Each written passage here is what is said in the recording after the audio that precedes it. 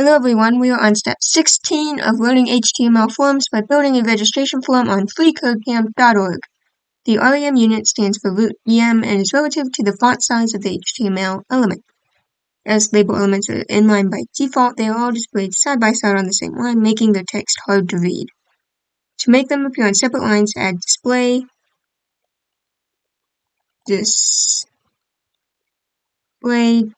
font to the label element, and add a margin of 0.5 REM0 to separate them from each other. So we're going to use a label selector, and we're going to put display font and add a margin of 0.5 REM, like 0, like that, to separate them. And that's it for this video. Thanks for watching, and I'll see you next time.